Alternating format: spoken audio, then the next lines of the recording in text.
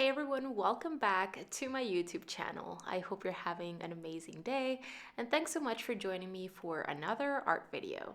In today's video, I'm going to be sharing my entire process for setting up a brand new watercolor palette. I'm going to be sharing everything from what I do to prepare my plastic palette before starting to fill up those wells with paint, how I choose the colors that I'm going to be adding to my palette, things I always make sure to do as I am filling up the wells on my palette with my tube paint, and finally, I'm going to be sharing how I like creating a quick color reference chart that I can keep coming back to in the future. Okay, so let's go ahead and jump straight in. All right, so this is a plastic palette that I bought online, and as you can see, it has 18 wells.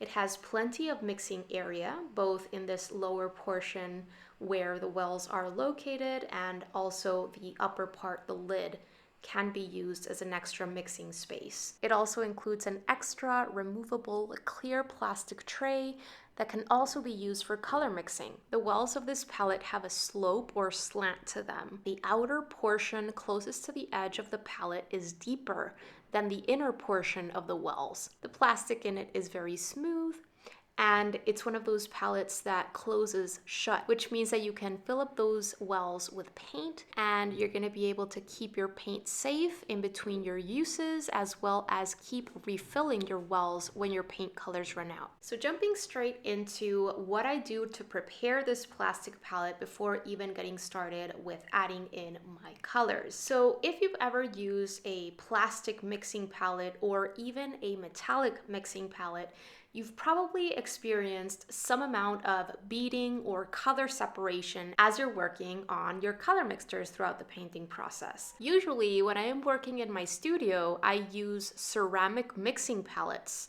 and beading and color separation does not happen on ceramic mixing palettes. And this step right here is not necessary by any means. There are artists that do things like this to prepare the surfaces of those mixing areas for less beading and color separation to occur.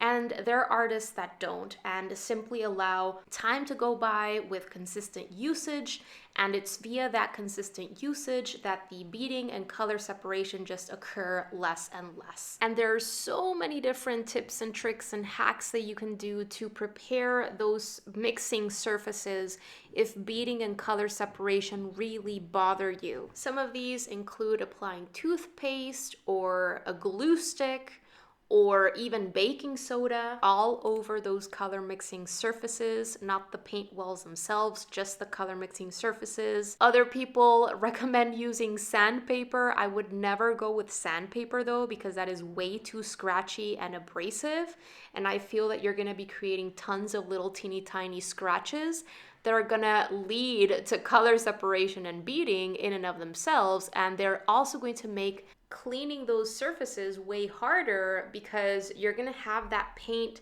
sticking to those scratches a lot more. The surface becomes more porous and the paint just adheres to those surfaces to the point that you're not able to clean them. So this is just one of those things that you can do. And I don't always do this because the majority of the time I'm perfectly fine with continuing to use my palette, and over time that beading and color separation just happens less and less. And I also don't want to scratch or damage my palette. But I just wanted to add one of these methods into today's video, just so that you can see what happens to the surface of these mixing areas after having done some mild scrubbing using the more abrasive yet still quite soft side of a regular kitchen sponge, some water, and some dishwashing liquid. You can definitely see right here on screen, I think, how certain sections of these mixing areas that I was able to just roughen up a tiny bit definitely look a lot more matte and not as smooth and shiny as they did before. You're gonna be able to actually see these surfaces in use in the last part of this video when I go ahead and swatch out my different colors. But yes, if beading and color separation bothers you when you're working on your color mixtures, and you don't want to scratch or damage your surfaces on your mixing palette, then I would recommend going for the glue stick option or maybe the toothpaste option. Both are great. Just apply these all over those mixing surfaces or areas and then remove them with some sort of towel and you're good to go. or simply stay patient and continue using your watercolor palette, and over time it'll go away. Or if you want to roughen up those surfaces a little bit, you can use something like a mildly abrasive kitchen sponge or something like a magic eraser. I would not recommend going for anything rougher than that, and I would say keep exploring different options, and over time you're gonna find which one works best for you. Okay, so this watercolor palette is gonna be filled up with paint from Daniel Smith. I got 2 different tube sets online and also a separate green that I really love that I'm gonna be adding in as a convenient secondary color. The first Daniel Smith tube set that I got was this split primary 6 color set. With split primary, I mean that you have 2 of each primary, 2 blues, 2 reds, and 2 yellows. Essentially, you have both a warmer version and a cooler version of each of these primaries. Now, if you know anything about the color wheel and color theory, then you're probably already well aware that if you have your 3 primaries, you're gonna be able to create pretty much any color that you need. And by setting yourself up with a split primary palette, you're pretty much set to create any color that you want, and you're also going to be able to bring in an interesting use of color temperature because you have a warmer and a cooler version of each of your primaries. So I thought that this particular split primary set from Daniel Smith would be an awesome place to start. If I were creating a limited color palette for myself, I would be good to go with these 6 colors. However, I wanted to take time to create a larger palette for myself and set myself up with a palette that I could use for a long time for a variety of different subjects. You guys that have been checking out my content online probably already know that I love painting all sorts of different subjects, from landscapes to still life arrangements, to cars, to animals, and even portraits. So I want to make sure that I have all of the colors that I need in here, including a few neutral colors, perhaps even a dark gray, because even though I can certainly use primaries to create browns, I want to have a couple of convenience colors on hand as well when it comes to those neutral colors, those earth tones, so that that mixing process isn't too much of a hassle, and also so that I don't waste too much of my other colors. Same exact thing goes for any secondary colors, oranges, purples, greens that I know I use a lot. In my case, I know that I really enjoy using warm greens, so this is why I wanted to make sure to bring in a green that I specifically really like a lot, which is the individual larger paint tube that I'm going to be sharing with you in just a bit. Personally, I don't really enjoy purples very much, so I'm not going to be bringing in any purples. And I know that if I need to create a purple, it's very easy to do by mixing together blue and red. And if I need an orange, since I have a warmer yellow that is kind of going more towards the orangey side, that's gonna have me covered. The second watercolor tube set that I got from Daniel Smith is Alvaro Castañet's Master Artist set that comes with 10 different colors. None of these come in that split primary set, so I thought that this one would be good to complement the other one. And this one has a couple of different browns that I always like using a lot, the yellow ochre and the burnt sienna light, and also the neutral tint. So that one's gonna have me covered in terms of the neutrals. And then what I wanted to show you here is that this second set comes with this Viridian green. I don't really like this green. This green is very blue biased. It's very cool. It's not very natural looking. And yes, you can definitely add colors to it to get it more natural looking if I were going to be using it for landscapes and things like that. But as I said before, I really like a good warm green. And some time ago, I bought those color sheets that have all of the different colors that Daniel Smith offers, and I was able to try out this undersea green, and I really loved it. It's a warm, mossy, natural looking green. So this is why I brought in this other green. Aside from being a warmer green, the undersea green just has a very cool effect because it's a mixture of French ultramarine and quinacridone gold. This color kind of granulates and has a golden tinge to it that I really love. The more you move ahead in your painting journey, The more you discover what colors you personally like more. If you like painting landscapes, what specific blues and greens do you like to use? If you like painting portraits, what color mixtures do you use for your different skin colors? Whether you like warmer versions of your colors or cooler versions of your colors, all of that is going to come through time. And as you make these discoveries and these conclusions about yourself, then you can decide what specific primaries and also secondaries or convenience colors you want to make sure to bring in.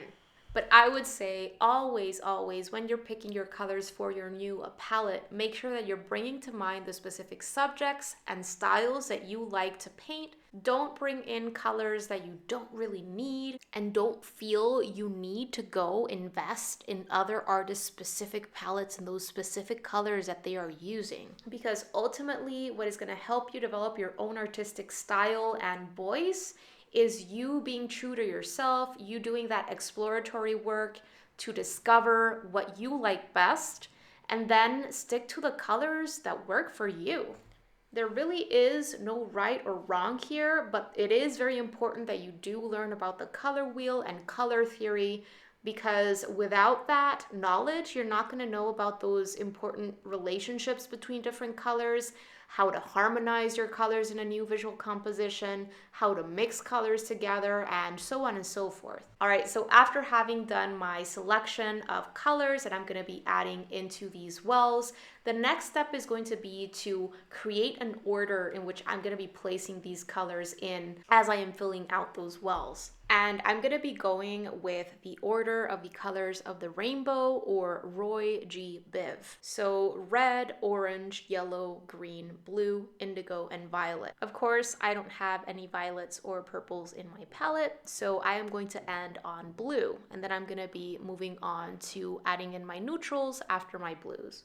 The reason why I like organizing my colors on my palette following the Roy G. Biv, or the order of the colors of the rainbow, is because I'm able to at least separate out my warm colors from my cool colors. When complementary colors in the color wheel, meaning opposites in the color wheel, start intermixing, you start creating these saturated brownish or even grayish colors. And it's important to be able to desaturate your colors mindfully, intentionally, when you're doing it intentionally because you're actually wanting to use muted out colors, or you're trying to create more realistic looking colors, so you add in a little bit of its complementary. That's okay if you're doing it intentionally. However, sometimes when you're looking for very bright, vivid colors and you don't want to mute colors out, it's important that you don't start losing control over all of these color mixtures and what's going on your mixing palette. And so you can just set yourself up for success and just give yourself a little bit more control by separating out your warm colors and your cool colors.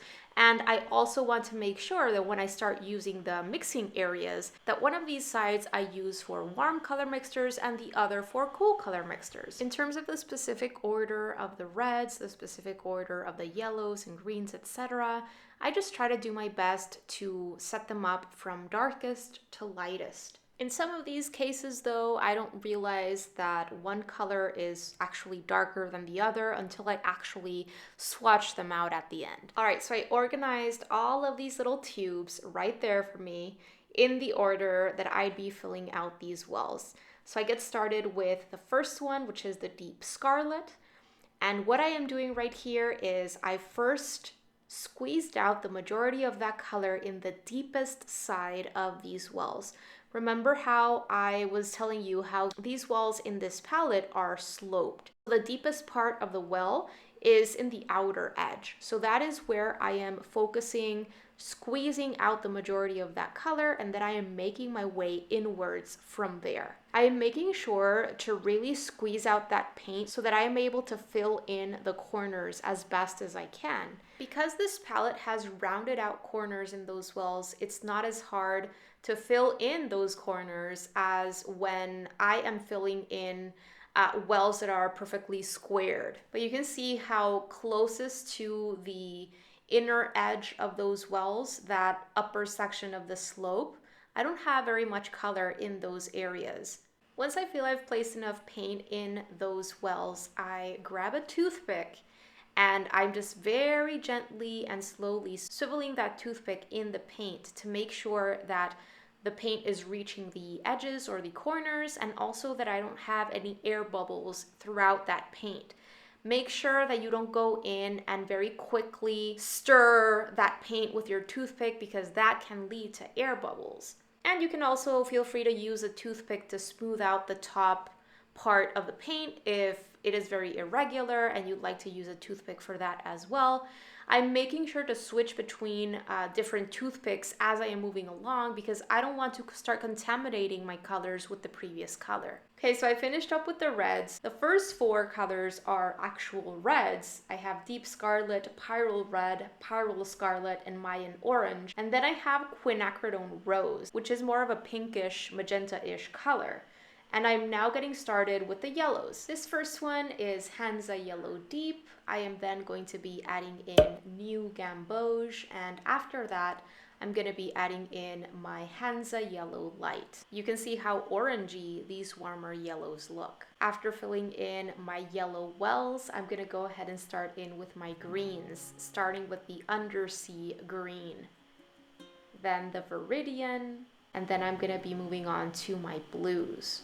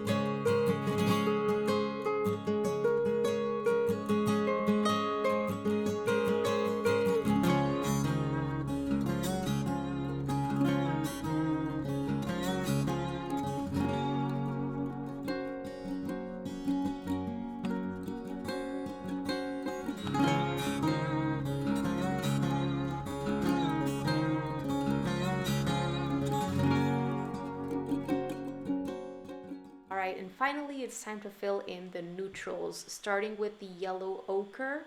Then I'm going to make my way to the burnt sienna light, and then I'm going to finish up with the neutral tint. In this case, I really wanted the neutral tint, which is the darkest color of all, to be in the upper right corner. So for the neutrals, I did go from light to dark.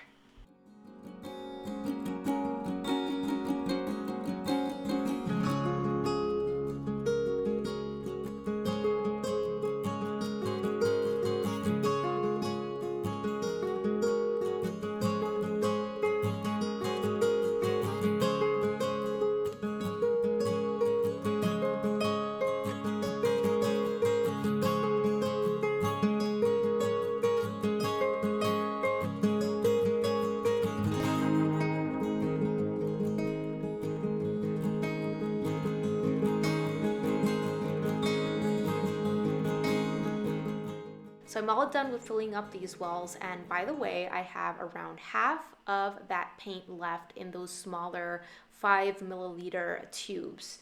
And in terms of the larger tube, which is 15 milliliters, the one with the undersea green, that has enough to refill that undersea green well like, I don't know, 3 more times or more. After finishing up with filling up those wells, it was time to allow that paint to dry completely before actually using it.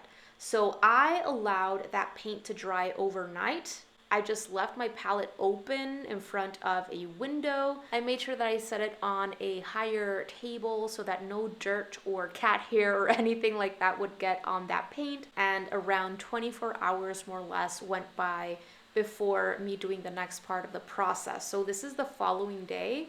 that I'm gonna be swatching out these colors. I really enjoy using color in a dry state. If you've been checking out my videos, you probably already know that I really enjoy using paint pans as opposed to fresh paint squeezed out of the tube. And this is mostly because I am able to have more control over how much paint I'm able to grab when my paint is dry versus when the paint is liquidy or just freshly squeezed out of the tube. In those rare instances in which I work with paint that is just freshly squeezed out of the tube, I find that I waste a lot more paint. In many points of that watercolor painting process, I am really looking to take only a very small amount of paint. And a very small amount of paint really goes a long way. And so by allowing my paint to dry completely and then activating that color with a little bit of water, I'm able to take just a little bit of paint at a time and creating my mixtures with the right amount of color that I actually need for that part in the painting process. When painting with watercolor, one of the most important things is to be on top of water control and make sure that we are acknowledging and shifting and changing the ratios of paint to water in our color mixtures, depending on what it is that we're trying to do in that point in time in the painting process, depending on whether we want darker, more saturated color or lighter, more transparent color. And for me, working with dry paint allows me to be in better control, to use a smaller amount of paint in a more translucent state when I need to, and a more saturated color when I need to. All right, you guys, so what I am doing right here is I am swatching out all of these different beautiful colors that I have prepared on my palette. So I created this little template for myself with just the right amount of little rectangles so that I can fill each of these rectangles in with my different colors. You can see how I numbered these little rectangles from 1 to 17. I even wrote down a little note for myself right there at the top so that I can remember that 1 is the first color on the top left, and I make my way towards 17 going towards the right. So if I were standing right in front of my palette and my palette was straight in front of me and I opened it up, this would be the order of my colors from 1 to 17. And of course, I also made sure to label that color with the name of the color on hand. What I am doing right here using my size 6 round brush is I am going into each and every single one of my colors with a tiny bit of water in my paintbrush bristles, gently swiveling my paintbrush on that paint, activating it, and painting in this color at its most saturated state right at the top of that rectangle. Once I have a good amount of that very saturated color in the top part of the rectangle, I remove some of that color from my paintbrush bristles by swiveling my paintbrush in my container of water. I remove the excess water by gently scraping those bristles along the top of my container of water, and I go back in and do a little bit of pulling of that pigment downwards. My intention with this is to have both the color at its most saturated state at the top of the rectangle, top half you could say, and then in that bottom half of that rectangle, I want to be able to see what that color looks like in a more translucent state. So by just pulling a little bit of that same pigment that you've already placed at the top downwards with just a little bit of water in your paintbrush bristles, you can pull a bit of that pigment down and see what that color looks like in a less saturated state. This is going to make it so that when you come back to this color reference chart later, you're going to be able to make more informed decisions when you're picking out colors for a new painting. As I am doing all of these swatches, I am making sure to completely remove the previous color from my paintbrush bristles before going into the next, because I don't want my previous color to contaminate the next color. So that's super important. Another thing that I've also made sure to do throughout this swatching process is change my water, because continuing to do your swatching with dirty, murky water could also impact the colors that you're swatching out. So make sure that you are changing your water as you go, as needed.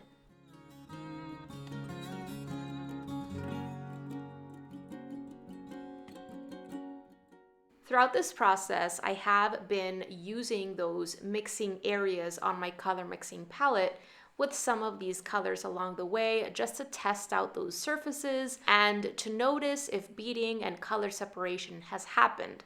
And I noticed that certain sections of those mixing areas were better prepared than others. So in some sections that paint was still separating and in others not as much. So it's definitely not a perfect method to prepare that surface if you really want to get rid of that beading. It did help, but I think next time I have to make sure that when I am doing that gentle scrubbing, I am doing it a little bit more evenly all throughout that surface. However, I'm pretty confident that in time and with usage, that's going to improve on its own. All right, so this is my color chart, all nice and dry. I love this variety of colors that I have prepared for myself, and I am so excited to use this color palette for a painting or illustration. I have more than what I need right here to paint all of the different types of subjects that I love painting, and I'm looking forward to sharing what I'm going to be creating with these with you. All right, you guys, I hope that you found this video helpful. I hope maybe you learned something new and that I gave you some ideas and tips to try the next time you are setting up your own watercolor palette. All right, you guys, that is gonna do it for today's video. I really hope that you enjoyed it and that you found it helpful. And if you did, pretty please make sure to give this video a thumbs up because it really helps support the work that I am doing here on YouTube and helps others get to know about my channel. Thank you so much for watching today. Don't forget to subscribe and click on that little bell so that you can be notified of when I share my new videos, which happens every single week. Have a beautiful rest of the day and see you soon. Bye guys.